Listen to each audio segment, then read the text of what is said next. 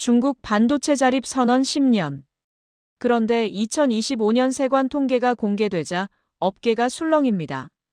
중국 서버의 절반이 여전히 한국 메모리로 돌아가고 있다는 수치가 확인됐기 때문입니다.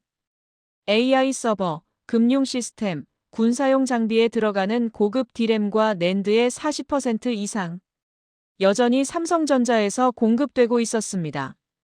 중국은 지난 10년 동안 CXMT, YMTC 같은 국영 반도체 기업에 우리 돈으로 200조 원이 넘는 보조금을 쏟아부었습니다. 목표는 단 하나. 삼성 없는 중국 반도체. 하지만 시장은 이상하게 움직였습니다. 중국 정부가 국산을 쓰라 해도 중국 기업들은 조용히 삼성 부품을 다시 주문하고 있었죠. 업계에서는 이 현상을 두고 중국의 기술 패배가 숫자로 드러난 순간이라는 분석이 나옵니다. 과연 중국은 삼성 없이 설 수 있었을까요? 저는 리처드 헤일입니다.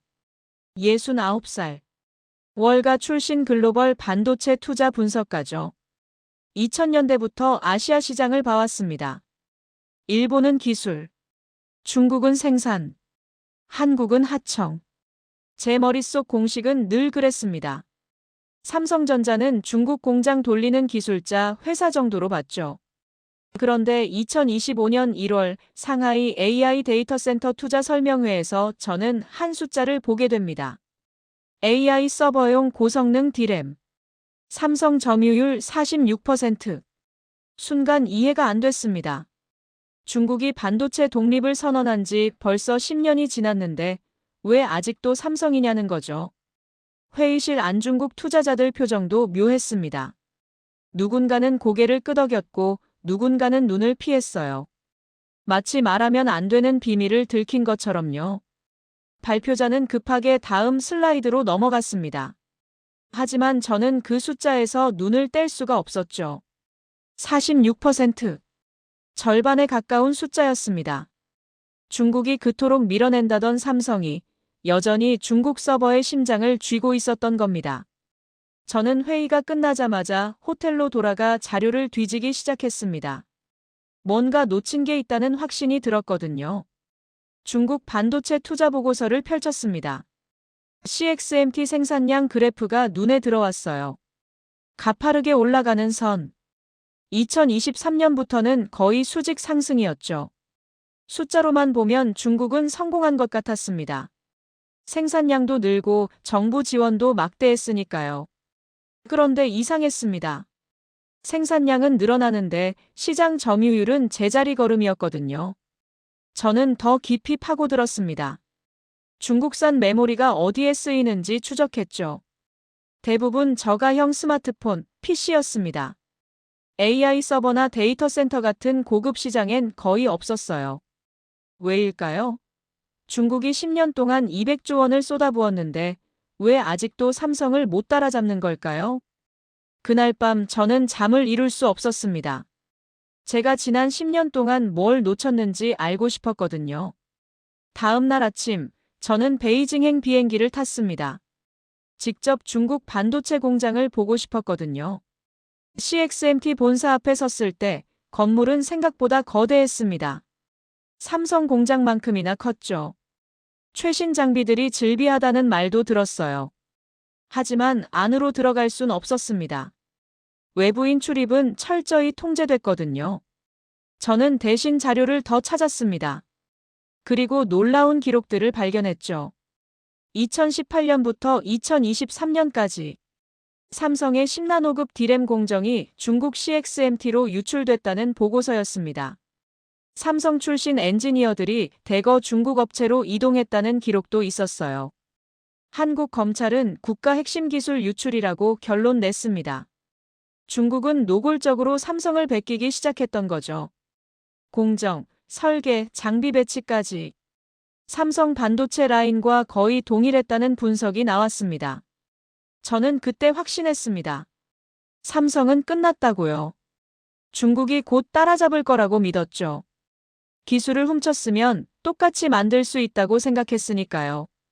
하지만 2025년 현실은 달랐습니다. 중국산 메모리는 AI 서버에서 대거 탈락했거든요. 저는 그 이유를 알아야 했습니다. 베이징에서 만난 한 중국 엔지니어가 조용히 말했어요. 공정은 베낄 수 있어도 노하우는 베낄 수 없다고요. 그는 술잔을 기울이며 이렇게 말했습니다. 삼성 엔지니어들이 와도 소용없다고요. 그들이 가져온 건 설계도였지 20년 동안 쌓인 경험은 아니었다고요. 불량률이 문제였습니다. 중국산 디램은 삼성 대비 불량률이 3배 이상 높았어요. 발열도 심했죠. 수명도 짧았습니다. AI 서버는 24시간 365일 돌아가야 합니다. 한 번 멈추면 수억 원 손실이 나는 곳이에요. 그런 곳에 불량률 높은 메모리를 쓸 수는 없었던 겁니다. 중국은 기술을 훔쳤지만 결국 진짜를 만들지 못했습니다. 저는 그제야 깨달았습니다. 기술이 단순히 설계도가 아니라는 걸요. 수십 년간 쌓인 경험, 미세한 공정 조정, 불량을 잡아내는 감각. 그런 것들이 진짜 기술이었던 거죠. 중국은 껍데기만 벗겼습니다. 하지만 속은 여전히 비어 있었어요. 저는 베이징에서 상하이로 이동했습니다. 그곳에서 오래된 삼성 공장 터를 보기 위해서였죠. 2019년 삼성은 중국에서 스마트폰 생산을 접었습니다. TV, 가전도 철수했어요. 중국 언론은 삼성 퇴출이라며 승리를 선언했죠. 저도 그때는 그렇게 봤습니다. 삼성이 중국 시장에서 밀려났다고요. 하지만 상하이에서 만난 한 무역 분석가가 제 생각을 완전히 뒤집어 놨습니다. 그는 차 한 잔을 건네며 이렇게 물었어요. 삼성이 정말 쫓겨났다고 생각하느냐고요. 저는 당연하다고 답했습니다. 중국 시장에서 점유율이 0% 가까이 떨어졌잖냐고요. 그가 빙그레 웃었습니다. 그건 퇴출이 아니라 전략적 철수였다고 말했어요. 삼성은 돈 되는 조립 공장을 버렸습니다. 하지만 중국이 절대 대체 못하는 것만 남겼죠. 고급 반도체. 기술의 심장이었습니다. 그 순간 저는 소름이 돋았습니다. 삼성은 져준 게 아니었어요. 싸울 필요 없는 전장에서 물러나고 절대 뺏길 수 없는 고지를 지킨 거였죠. 스마트폰 조립은 누구나 할 수 있습니다. 베트남도 하고 인도도 하죠.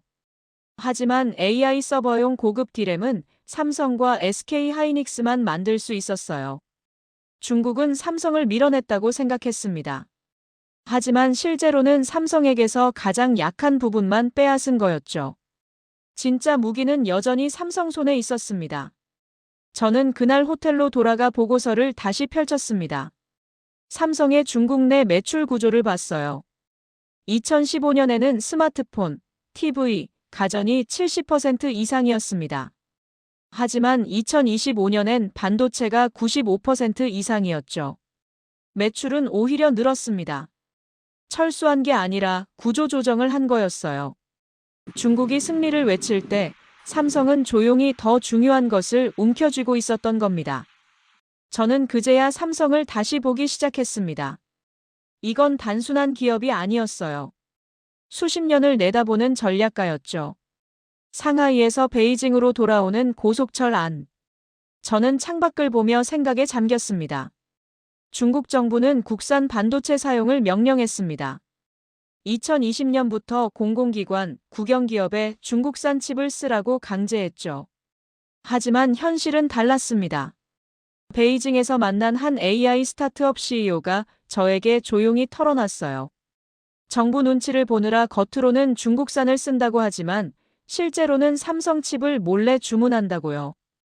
왜냐고요? 중국산 메모리를 쓰면 시스템이 멈췄기 때문입니다. 그는 이렇게 말했어요. 서버가 한 번 다운되면 고객 신뢰를 잃는다고요. 그게 두려워서 삼성을 쓸 수밖에 없다고요. 군수업체도 마찬가지였습니다. 한 방산업체 관계자를 만났는데 그도 비슷한 얘기를 했어요. 국가 안보가 걸린 장비에 불량률 높은 메모리를 쓸 수는 없다고요. 결국 삼성 제품을 쓴다고 했습니다. 금융권도 똑같았습니다. 은행 서버가 멈추면 그게 바로 국가 재난이잖아요. 리스크를 감수할 수 없었던 거죠. 중국은 체면과 생존 사이에서 조용히 삼성 쪽을 택했습니다. 정부는 국산을 외쳤지만 기업들은 삼성을 찾았어요. 이 모순이 바로 2025년 세관 통계에 드러난 46%라는 숫자였던 겁니다. 저는 이 현상을 보며 묘한 감정이 들었습니다. 중국이 아무리 큰 소리쳐도 결국 현실 앞에서는 무릎을 꿇는구나 싶었거든요. 삼성은 말하지 않았습니다. 광고도 안 했어요. 조용히 품질로 증명했죠.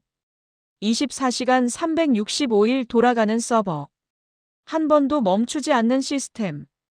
그게 바로 삼성의 언어였습니다. 저는 베이징 호텔방에서 노트북을 열었습니다. 중국 서버 기업들의 구매 내역을 추적했어요. 겉으로는 CXMT 제품을 샀다고 발표했지만 실제 주문 내역을 보면 삼성 비중이 압도적이었습니다. 이건 거짓말이 아니었어요. 생존을 위한 선택이었죠. 중국 기업들은 정부 눈치를 보면서도 동시에 자기 회사를 살려야 했습니다. 그 사이에서 선택한 게 삼성이었던 거예요. 베이징 출장 마지막 날. 저는 한 중국 서버 기업 CTO를 만났습니다. 그는 50대 중반, 중국 최고 공대 출신이었어요. 미국에서 박사 학위도 받았죠. 자존심 강한 사람이었습니다. 식사 자리에서 저는 조심스럽게 물었어요. 왜 아직도 삼성 메모리를 쓰느냐고요. 그가 젓가락을 내려놓았습니다. 한참을 말없이 있다가 깊은 한숨을 쉬더니 이렇게 말했어요. 국산 쓰라고요? 서버 꺼지면 누가 책임지나요? 그의 목소리에는 무게가 실려 있었습니다. 이건 애국심의 문제가 아니라 생존의 문제라고 했어요.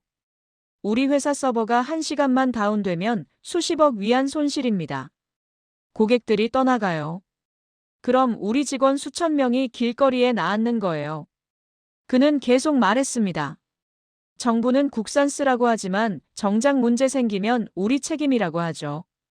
그러니 결국 삼성을 쓸 수밖에 없다고요. 그 순간 저는 처음으로 한국을 다시 보게 됐습니다. 기술이 아니라 신뢰의 나라였던 거예요. 삼성은 한 번도 저희를 실망시킨 적이 없습니다. CTO가 조용히 말했어요. 10년 전에 산 메모리도 아직 돌아가요. 불량률도 낮고 발열도 적고 수명도 길죠. 반면 중국산은 6개월만 지나면 문제가 생깁니다. 교체해야 하고 그러면 또 비용이 들어가죠. 결국 계산해보면 삼성이 싸다고 했습니다. 가격은 조금 비싸지만 장기적으로 보면 오히려 저렴한 거라고요. 저는 그날 밤 호텔로 돌아와 멍하니 앉아 있었습니다.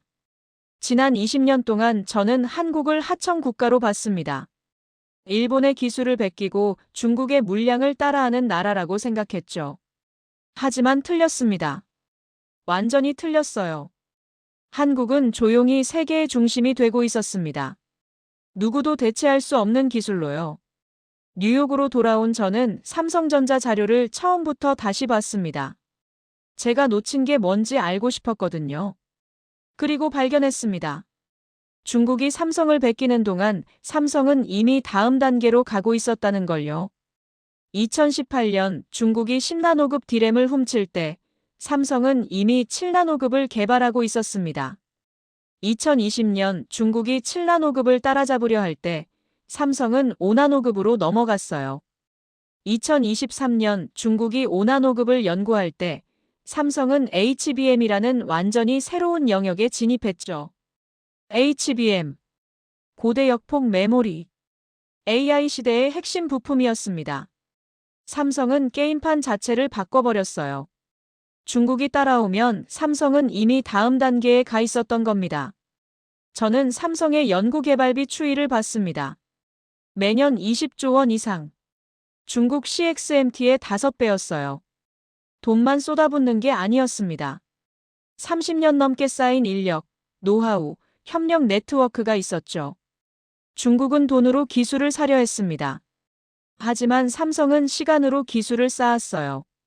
그 차이가 바로 2025년의 결과였던 겁니다.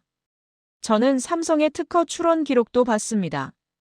메모리 분야에서만 전 세계 특허의 30% 이상을 삼성이 갖고 있었어요. 중국이 아무리 베껴도 특허 장벽을 넘을 수 없었던 거죠. 그리고 삼성에는 또 다른 무기가 있었습니다. 바로 ASML, 도쿄일렉트론 같은 장비 업체들과의 긴밀한 협력이었어요. 최신 장비는 삼성이 먼저 받습니다. 중국은 그 장비를 구하기조차 힘들었죠. 기술 격차는 좁혀지는 게 아니라 오히려 벌어지고 있었습니다. 저는 그제야 깨달았습니다. 삼성의 진짜 전략은 단순히 좋은 제품을 만드는 게 아니라 절대 따라잡을 수 없는 생태계를 만드는 거였다는 걸요. 2025년 3월 중국 관영 매체에서 놀라운 기사가 나왔습니다. 한중 반도체 협력은 현실적으로 불가피하다. 저는 그 제목을 보고 웃음이 나왔습니다. 10년 동안 삼성 없는 중국을 외치던 나라가 결국 백기를 든 거였으니까요. 기사 내용은 더 놀라웠습니다. 중국의 반도체 자립은 장기적 목표이며 단기적으로는 한국과의 협력이 필요하다고 인정했어요. 이건 사실상 항복 선언이었습니다. 저는 그 문장을 이렇게 해석했습니다. 중국이 졌다는 말이라고요. 베이징에 있는 제 동료에게 전화를 걸었습니다. 그도 똑같이 봤어요. 중국 정부가 현실을 인정한 거라고요. 사실 중국은 선택의 여지가 없었습니다. AI 시대가 본격화되면서 고급 메모리 수요가 폭발적으로 늘었거든요. 중국산으로는 감당이 안 됐어요. 결국 삼성과 SK 하이닉스에 손을 벌릴 수밖에 없었던 겁니다. 저는 중국 반도체 업계 인사들과 화상회의를 했습니다. 그들의 표정은 지쳐 있었어요. 한 임원이 솔직하게 말했습니다. 우리는 10년을 투자했지만 여전히 삼성의 2015년 수준에도 못 미친다고요. 기술 격차는 10년이 아니라는 걸 뼈저리게 느꼈다고 했습니다. 또 다른 엔지니어는 이렇게 말했어요. 삼성 엔지니어들이 와서 가르쳐줘도 안 된다고요. 그들이 가진 건 경험이고 우리가 가진 건 이론뿐이라고요. 중국은 조용히 인정하기 시작했습니다. 자존심 상하지만 현실을 받아들일 수밖에 없다고요. 뉴욕 사무실로 돌아온 저는 보고서를 쓰기 시작했습니다. 제목은 이렇게 정했어요. 삼성전자 세계 시스템의 심장. 보고서 첫 문장은 이렇게 시작했습니다. 삼성전자는 아시아 기업이 아닙니다. 세계 시스템의 심장입니다. 동료들이 제 보고서를 보고 놀랐어요. 20년 동안 한국을 하청 국가로 봤던 제가 완전히 다른 결론을 내렸으니까요. 하지만 저는 확신했습니다. 이게 팩트라고요. 중국도 미국도 유럽도 결국 이 이름 위에서 돌아갑니다. 삼성전자. 대한민국. AI 서버가 돌아가려면 삼성 메모리가 필요합니다.